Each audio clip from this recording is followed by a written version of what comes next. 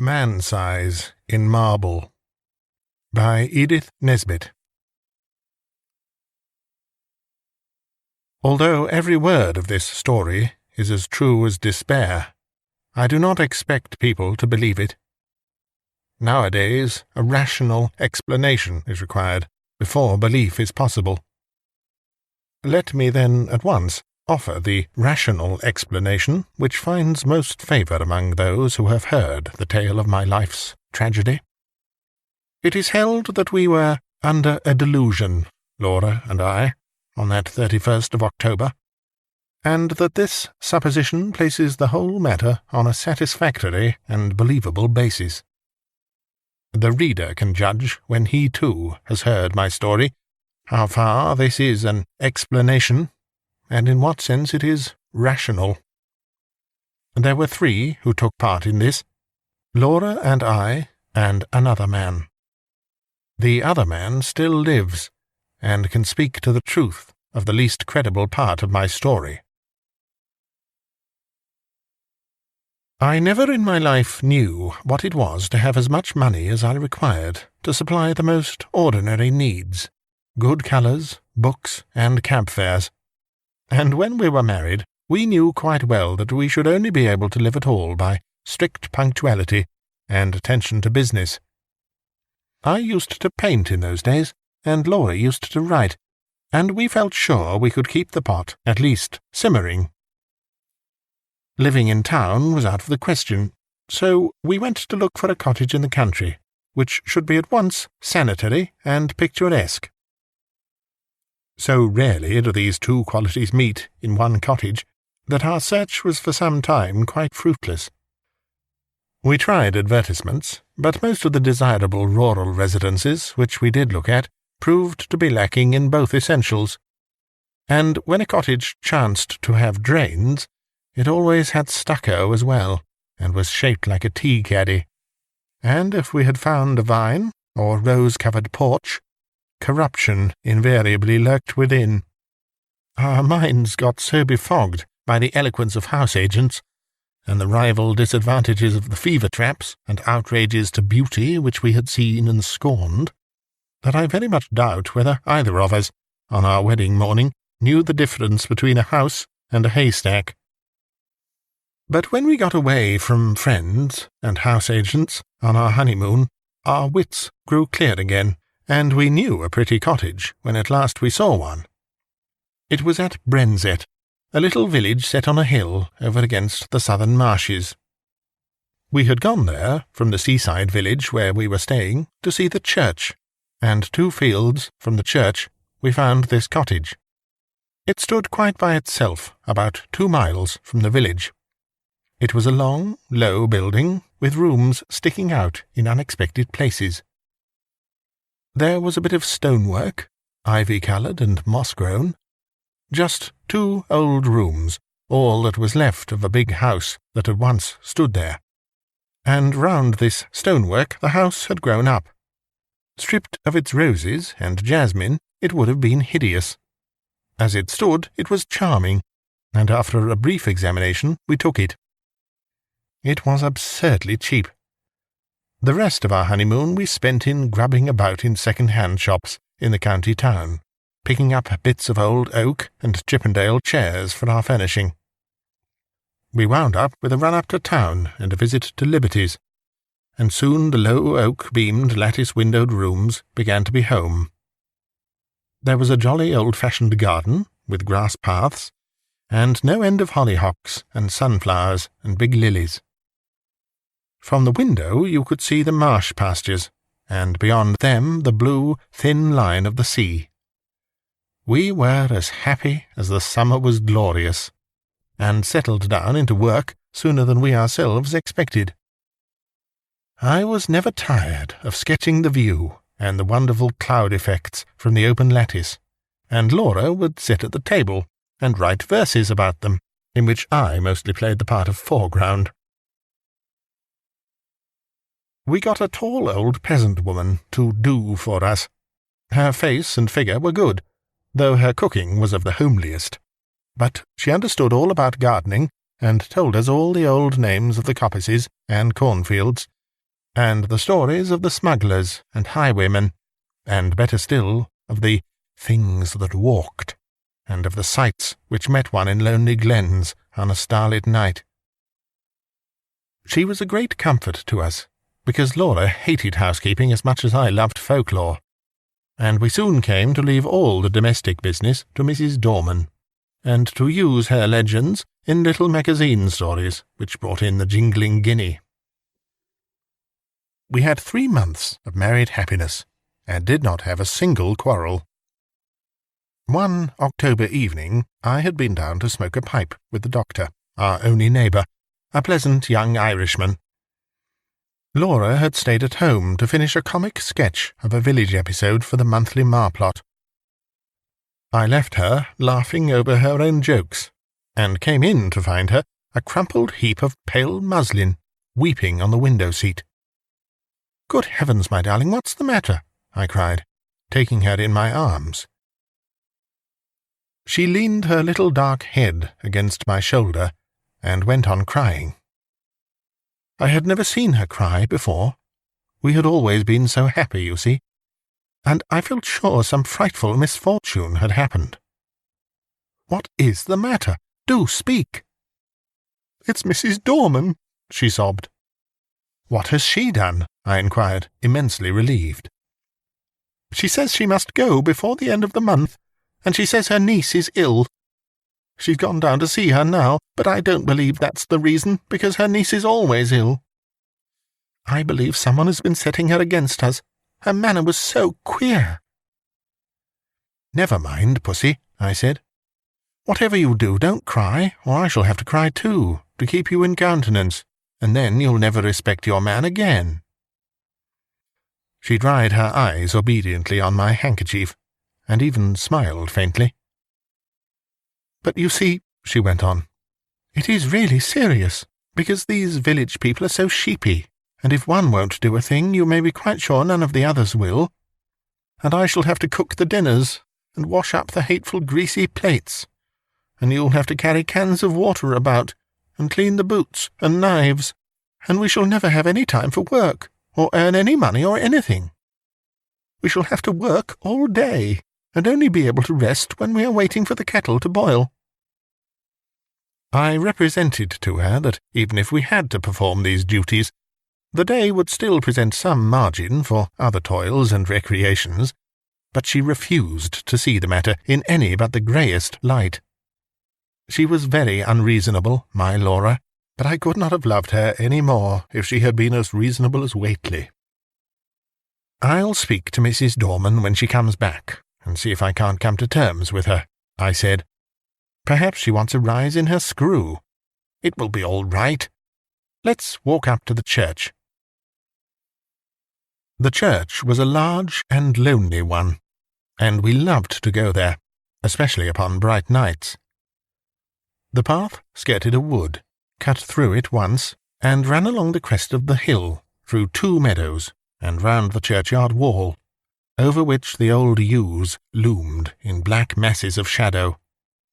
This path, which was partly paved, was called the bier balk, for it had long been the way by which the corpses had been carried to burial. The churchyard was richly treed, and was shaded by great elms, which stood just outside, and stretched their majestic arms in benediction over the happy dead. A large, low porch let one into the building by a Norman doorway, and a heavy oak door studded with iron. Inside, the arches rose into darkness, and between them the reticulated windows, which stood out white in the moonlight. In the chancel, the windows were of rich glass, which showed in faint light their noble colouring, and made the black oak of the choir pews hardly more solid than the shadows. But on each side of the altar lay a grey marble figure of a knight in full plate armour, lying upon a low slab, with hands held up in everlasting prayer. And these figures, oddly enough, were always to be seen if there was any glimmer of light in the church. Their names were lost, but the peasants told of them that they had been fierce and wicked men, marauders by land and sea, who had been the scourge of their time, and had been guilty of deeds so foul that the house they had lived in, the big house, by the way, that had stood on the site of our cottage, had been stricken by lightning and the vengeance of heaven. But for all that, the gold of their heirs had bought them a place in the church. Looking at the bad, hard faces reproduced in the marble, this story was easily believed. The church looked at its best and weirdest on that night, for the shadows of the yew trees fell through the windows upon the floor of the nave, and touched the pillars with tattered shade. We sat down together without speaking, and watched the solemn beauty of the old church, with some of that awe which inspired its early builders. We walked to the chancel, and looked at the sleeping warriors. Then we rested some time on the stone seat in the porch, looking out over the stretch of quiet moonlit meadows, feeling in every fibre of our being the peace of the night and of our happy love, and came away at last with a sense that even scrubbing and blackleading were but small troubles at their worst. Mrs. Dorman had come back from the village, and I at once invited her to a tete-a-tete. "Now, Mrs. Dorman," I said, when I had got her into my painting room, "what's all this about your not staying with us?" "I should be glad to get away, sir, before the end of the month," she answered, with her usual placid dignity. "Have you any fault to find, Mrs. Dorman?" "None at all, sir. You and your lady have always been most kind, I'm sure." "Well, what is it? Are your wages not high enough?" "No, sir, I gets quite enough." "Then why not stay?" "I'd rather not," with some hesitation. "My niece is ill." "But your niece has been ill ever since we came." No answer. There was a long and awkward silence. I broke it. "Can't you stay for another month?" I asked. "No, sir. I'm bound to go by Thursday." And this was Monday. "Well, I must say, I think you might have let us know before. There's no time now to get anyone else, and your mistress is not fit to do heavy housework. Can't you stay till next week?" "I might be able to come back next week." I was now convinced that all she wanted was a brief holiday, which we should have been willing enough to let her have, as soon as we could get a substitute. "But why must you go this week?" I persisted. "Come, out with it." Mrs. Dorman drew the little shawl, which she always wore, tightly across her bosom, as though she were cold. Then she said, with a sort of effort, "They say, sir, as this was a big house in Catholic times, and there was a many deeds done here." The nature of the deeds might be vaguely inferred from the inflection of Mrs. Dorman's voice, which was enough to make one's blood run cold. I was glad that Laura was not in the room. She was always nervous, as highly-strung natures are, and I felt that these tales about our house, told by this old peasant woman with her impressive manner and contagious credulity, might have made our home less dear to my wife. "Tell me all about it, Mrs. Dorman," I said. "You needn't mind about telling me. I'm not like the young people who make fun of such things." Which was partly true. "Well, sir," she sank her voice, "you may have seen in the church, beside the altar, 2 shapes." "You mean the effigies of the knights in armour," I said, cheerfully. "I mean them 2 bodies, drawed out man-size in marble," she returned, and I had to admit that her description was 1,000 times more graphic than mine, to say nothing of a certain weird force and uncanniness about the phrase, "drawed out man-size in marble." "They do say, as on All Saints' Eve, them 2 bodies sits up on their slabs, and gets off of them, and then walks down the aisle, in their marble." Another good phrase, Mrs. Dorman. "And as the church clock strikes 11, they walks out of the church door, and over the graves, and along the bier balk. And if it's a wet night, There's the marks of their feet in the morning." "And where do they go?" I asked, rather fascinated. "They comes back here, to their home, sir, and if anyone meets them—" "Well, what then?" I asked. But no, not another word could I get from her, save that her niece was ill and she must go. After what I had heard, I scorned to discuss the niece, and tried to get from Mrs. Dorman more details of the legend. I could get nothing but warnings.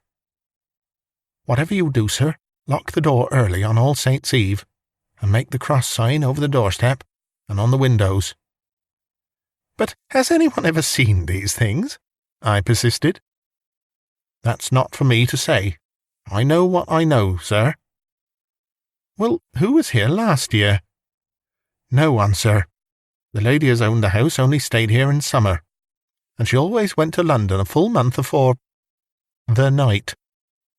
And I'm sorry to inconvenience you and your lady, but my niece is ill, and I must go on Thursday." I could have shaken her for her absurd reiteration of that obvious fiction, after she had told me her real reasons.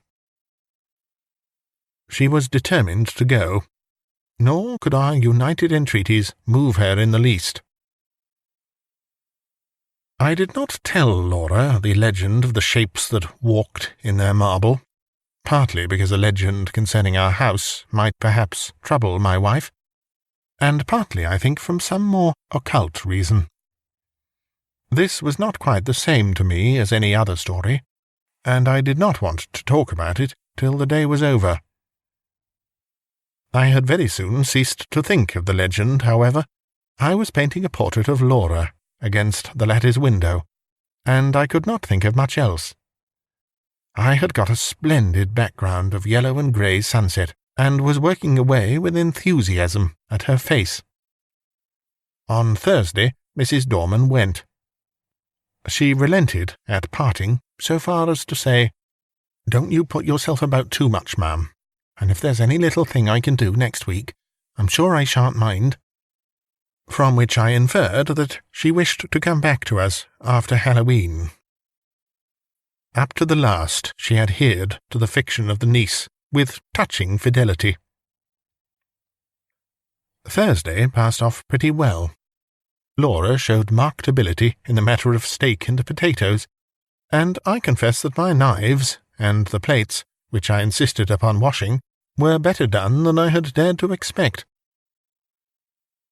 Friday came. It is about what happened on that Friday that this is written. I wonder if I should have believed it, if anyone had told it to me. I will write the story of it as quickly and plainly as I can. Everything that happened on that day is burnt into my brain. I shall not forget anything, nor leave anything out. I got up early, I remember, and lighted the kitchen fire, and had just achieved a smoky success, when my little wife came running down, as sunny and sweet as the clear October morning itself. We prepared breakfast together, and found it very good fun. The housework was soon done, and when brushes and brooms and pails were quiet again, the house was still indeed. It is wonderful what a difference one makes in a house. We really missed Mrs. Dorman, quite apart from considerations concerning pots and pans. We spent the day in dusting our books and putting them straight, and dined gaily on cold steak and coffee. Laura was, if possible, brighter and gayer and sweeter than usual, and I began to think that a little domestic toil was really good for her. We had never been so merry since we were married, and the walk we had that afternoon was, I think, the happiest time of all my life. When we had watched the deep scarlet clouds slowly pale into leaden grey against a pale green sky, and saw the white mists curl up along the hedgerows in the distant marsh, we came back to the house, silently, hand in hand. "You are sad, my darling," I said, half jestingly, as we sat down together in our little parlour. I expected a disclaimer, for my own silence had been the silence of complete happiness. To my surprise, she said, "Yes, I think I am sad. Or rather, I am uneasy. I don't think I'm very well. I have shivered 3 or 4 times since we came in, and it is not cold, is it?" "No," I said, and hoped it was not a chill caught from the treacherous mists that roll up from the marshes in the dying light. No, she said, she did not think so. Then, after a silence, she spoke suddenly. "Do you ever have presentiments of evil?" "No," I said, smiling, "and I shouldn't believe in them if I had." "I do," she went on.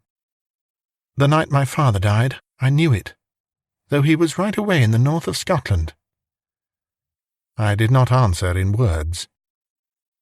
She sat looking at the fire for some time in silence, gently stroking my hand. At last she sprang up, came behind me, and, drawing my head back, kissed me. "There, it's over now," she said. "What a baby I am. Come, light the candles, and we'll have some of these new Rubinstein duets." And we spent a happy hour or 2 at the piano. At about 10:30, I began to long for the good-night pipe, but Laura looked so white that I felt it would be brutal of me to fill our sitting-room with the fumes of strong Cavendish. "I'll take my pipe outside," I said.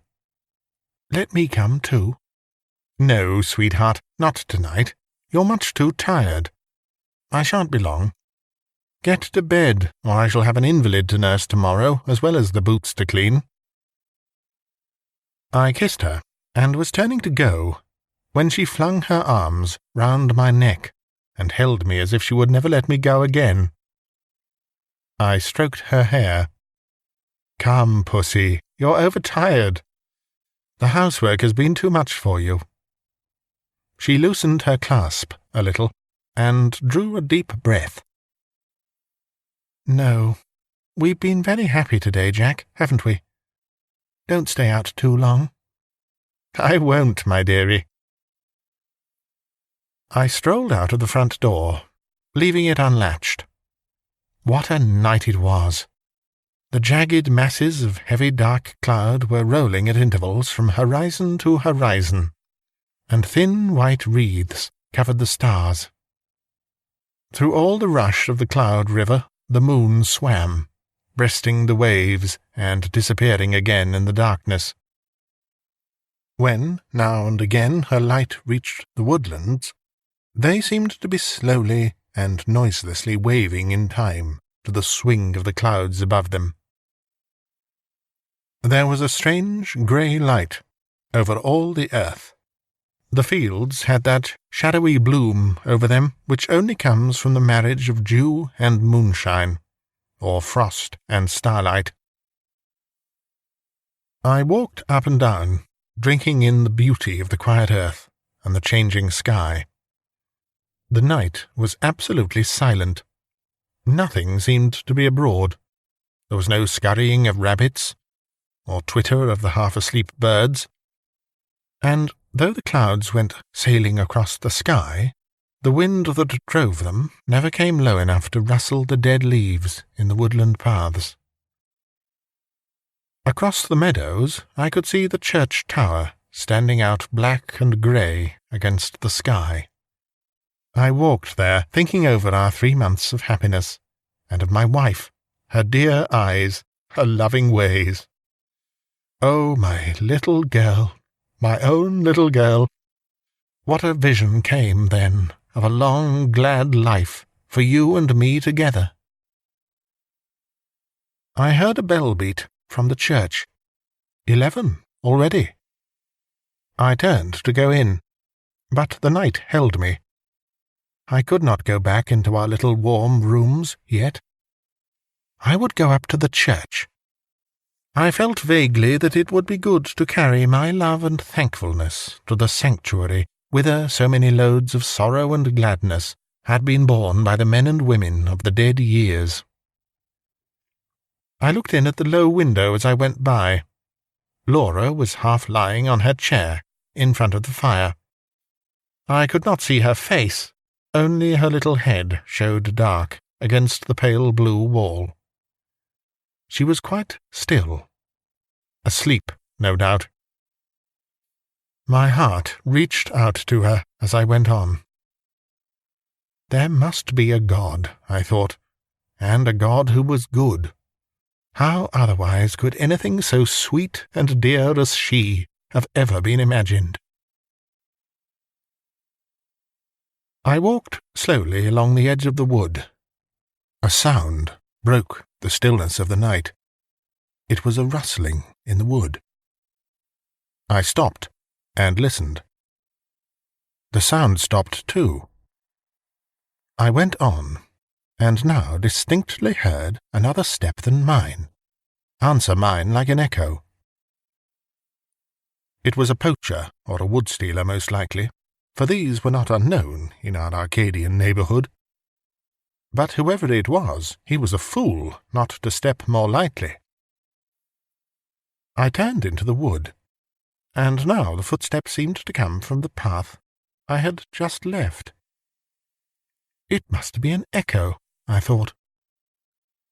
The wood looked perfect in the moonlight. The large dying ferns and the brushwood showed, where through thinning foliage the pale light came down. The tree trunks stood up like Gothic columns all around me. They reminded me of the church, and I turned into the beer balk, and passed through the corpse gate, between the graves, to the low porch. I paused for a moment on the stone seat where Laura and I had watched the fading landscape. Then I noticed that the door of the church was open, and I blamed myself for having left it unlatched the other night. We were the only people who ever cared to come to the church, except on Sundays, and I was vexed to think that, through our carelessness, the damp autumn airs had had a chance of getting in and injuring the old fabric. I went in.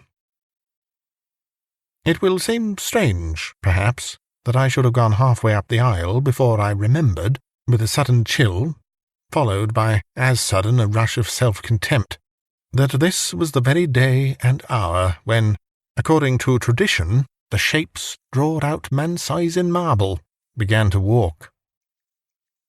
Having thus remembered the legend, and remembered it with a shiver of which I was ashamed, I could not do otherwise than walk up towards the altar, just to look at the figures, as I said to myself. Really what I wanted was to assure myself, first, that I did not believe the legend, and secondly, that it was not true. I was rather glad that I had come. I thought now I could tell Mrs. Dorman how vain her fancies were, and how peacefully the marble figures slept on through the ghastly hour. With my hands in my pockets, I passed up the aisle. In the grey dim light, the eastern end of the church looked larger than usual, and the arches above the two tombs looked larger too. The moon came out, and showed me the reason. I stopped short. My heart gave a leap that nearly choked me, and then sank sickeningly. The bodies drawn out man-size were gone, and their marble slabs lay wide and bare in the vague moonlight that slanted through the east window. Were they really gone, or was I mad? Clenching my nerves, I stooped and passed my hand over the smooth slabs, and felt their flat, unbroken surface. Had someone taken the things away? Was it some vile practical joke? I would make sure, anyway. In an instant I had made a torch of a newspaper which happened to be in my pocket, and lighting it, held it high above my head. Its yellow glare illumined the dark arches and those slabs. The figures were gone, and I was alone in the church. Or was I alone? And then a horror seized me. A horror indefinable and indescribable, an overwhelming certainty of supreme and accomplished calamity. I flung down the torch and tore along the aisle and out through the porch, biting my lips as I ran to keep myself from shrieking aloud. Oh, was I mad, or what was this that possessed me? I leapt the churchyard wall and took the straight cut across the fields, led by the light from our windows. Just as I got over the first stile, a dark figure seemed to spring out of the ground. Mad still with that certainty of misfortune, I made for the thing that stood in my path, shouting, "Get out of the way, can't you?" But my push met with a more vigorous resistance than I had expected. My arms were caught just above the elbow and held as in a vice, and the raw-boned Irish doctor actually shook me. "Would ye?" he cried, in his own unmistakable accents. "Would ye, then?" "Let me go, you fool!" I gasped. "The marble figures have gone from the church. I tell you they've gone." He broke into a ringing laugh. "I'll have to give ye a draught tomorrow, I see. You've been smoking too much, and listening to old wives' tales. I tell you I've seen the bare slabs." "Well, come back with me. I'm going up to old Palmer's. His daughter's ill. We'll look in at the church, and let me see the bare slabs." "You go, if you like," I said, a little less frantic for his laughter. "I'm going home to my wife." "Rubbish, man," said he. "Do you think I'll permit of that? Are ye to go saying all your life that ye've seen solid marble, endowed with vitality, and me to go all my life saying ye were a coward? No, sir, ye shan't do it." The night air, a human voice, and I think also the physical contact with this 6 feet of solid common sense, brought me back a little to my ordinary self, and the word coward was a mental shower bath. "Come on, then," I said sullenly. "Perhaps you're right." He still held my arm tightly. We got over the stile and back to the church. All was still as death. The place smelt very damp and earthy. We walked up the aisle. I am not ashamed to confess that I shut my eyes. I knew the figures would not be there. I heard Kelly strike a match. "Here they are, you see, right enough. You've been dreaming, or drinking, asking your pardon for the imputation." I opened my eyes. By Kelly's expiring vesta, I saw 2 shapes, lying in their marble, on their slabs. I drew a deep breath, and caught his hand. "I'm awfully indebted to you," I said. "It must have been some trick of light, or I have been working rather hard. Perhaps that's it. Do you know, I was quite convinced they were gone." "I'm aware of that," he answered, rather grimly. "Ye'll have to be careful of that brain of yours, me friend, I assure ye." He was leaning over and looking at the right-hand figure, whose stony face was the most villainous and deadly in expression. "By Jove," he said, "something has been afoot here. This hand is broken." And so it was. I was certain that it had been perfect the last time Laura and I had been there. "Perhaps someone has tried to remove them," said the young doctor. "That won't account for my impression," I objected. "Too much painting and tobacco will account for that well enough." "Come along," I said, "or my wife will be getting anxious. You'll come in and have a drop of whiskey and to drink confusion to ghosts, and better sense to me." "I ought to go up to Palmer's, but it's so late now I'd best leave it till the morning," he replied. "I was kept late at the Union, and I've had to see a lot of people since." "All right, I'll come back with ye." I think he fancied I needed him more than did Palmer's girl. So, discussing how such an illusion could have been possible, and deducing from this experience large generalities concerning ghostly apparitions, We walked up to our cottage.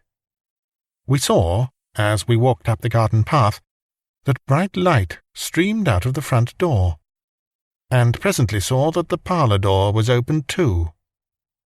Had she gone out? "Come in," I said, and Dr. Kelly followed me into the parlour. It was all ablaze with candles, not only the wax ones, but at least a dozen guttering, glaring tallow dips, stuck in vases and ornaments in unlikely places. Light, I knew, was Laura's remedy for nervousness. Poor child! Why had I left her, brute that I was? We glanced round the room, and at first we did not see her. The window was open, and the draught set all the candles flaring one way. Her chair was empty, and her handkerchief and book lay on the floor. I turned to the window. There, in the recess of the window, I saw her. Oh, my child, my love! Had she gone to that window to watch for me? And what had come into the room behind her? To what had she turned, with that look of frantic fear and horror? Oh, my little one! Had she thought that it was I whose step she heard and turned to meet? What? She had fallen back across a table in the window, and her body lay half on it and half on the window-seat, and her head hung down over the table, the brown hair loosened and fallen to the carpet. Her lips were drawn back, and her eyes wide, wide open. They saw nothing now. What had they seen last? The doctor moved towards her, but I pushed him aside and sprang to her, caught her in my arms and cried, "It's all right, Laura. I've got you safe, wifey." She fell into my arms in a heap. I clasped her and kissed her, and called her by all her pet names. But I think I knew all the time that she was dead. Her hands were tightly clenched. In one of them she held something fast. When I was quite sure that she was dead, and that nothing mattered at all any more, I let him open her hand to see what she held. It was a grey marble finger.